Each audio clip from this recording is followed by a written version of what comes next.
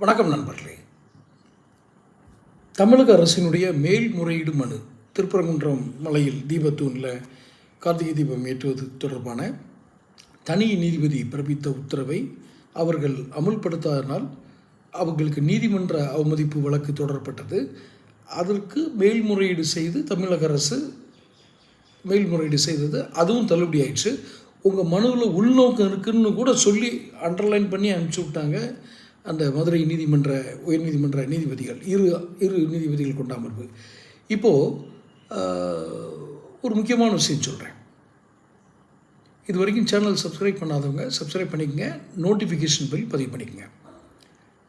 என்ன அந்த முக்கியமான விஷயம் அப்படின்னா, திமுகவினுடைய சாயம் முழுவதுமாக வெளுத்து விட்டது.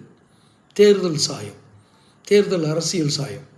தேவைப்பட்டால் ஏதாவது எடுத்து பூசிக்கிட்டு சாயம் பூசிக்கிட்டு போவாங்க இல்லையா, அவங்க எப்போதுமே ஒரே சாயம் தான் பூசுவாங்க.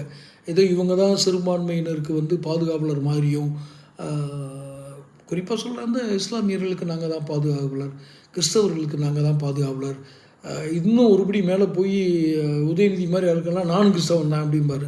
நானும் இந்துன்னு சொல்ல மாட்டார். அம்மா இந்து தானே, நான் எங்கள் அம்மா இந்து, ஒரு இந்து அம்மாவுக்கு பிறந்த நான் ஒரு இந்துன்னு சொல்ல வேண்டியதானே. பொண்டாட்டி கல்யாணம் பண்ணாரா கிறிஸ்டினா, உடனே நானும் கிறிஸ்டின்னு. இது மாதிரி கேவலமான ஆள் தாத்தா காலத்துலேருந்தே அதுதான் வச்சுக்கோங்க. ஏதாவது கேவலமாக இது பண்ணுறது. இப்போ அவங்க சாயம் வெளுத்து போச்சு, ரொம்ப பகிரங்கமாக வெளுத்து போச்சு. இஸ்லாமிய அமைப்புகளை காப்பாற்றுறோம், அந்த வாக்கு வங்கியை காப்பாற்றுறோன்னு சொல்லி தான் இவங்க உள்ளே இறங்கியிருக்காங்க. ரொம்ப வெளிப்படை தெரியுது. ஆனால் எந்த இஸ்லாமியரும் இதை இந்த கூட்டத்துக்கே வரலேன்ட்டு அவங்க விளையிட்டாங்க. ஏன்னா அந்த ஊரில் அவங்க ஒற்றுமையாக இருக்காங்க.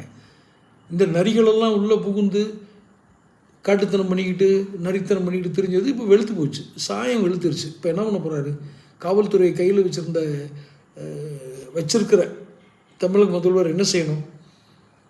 ஐயா, நேற்று எங்கள் டிபார்ட்மெண்ட்டு சரியாக வேலை செய்யலையா, ஒரு நீதிமன்ற தீர்ப்பை அவங்க அமல்படுத்தாமல் விட்டாங்க இந்த காவல்துறை அப்படின்னு சொல்லி ஒப்புக்கொள்வாரா? திமுக சாயம் வெளுத்துருச்சுன்னு இப்போ தெரிஞ்சிருச்சுல. இதில் ரொம்ப முக்கியமாக பார்க்க வேண்டியது, இந்துக்கள், மீண்டும் போன வீடியோ கூட சொல்லியிருந்தேன், ஒரு வாக்கு கூட திமுகவுக்கு போடாதீங்க. இதை நான் எதுவும் துவேஷத்தில் சொல்லலை, நடைமுறையை பாருங்கள். ஐயா, நீதிமன்றம் என்ன வேணாலும் உத்தரவு போடட்டும் ஐயா. ஒரு பெரும்பான்மையான மக்கள் வணங்குற ஒரு வழிபாட்டு முறை, அதை நீ பேரிகார்டு போட்டு அடைச்சி, போலீஸை வச்சு அடக்கி, அவங்கள ஏதோ பெரிய தீவிரவாதிகள் மாதிரி பிடிச்சி, தீவிரவாதிகளெல்லாம் விட்டுட்டு பொதுவெளியில் வர்ற வீடியோங்கிறதுனால கொஞ்சம் நாகரிகமாக பேச வேண்டியிருக்கு. கொஞ்சமாவது காமன் சென்ஸ் இருக்கா?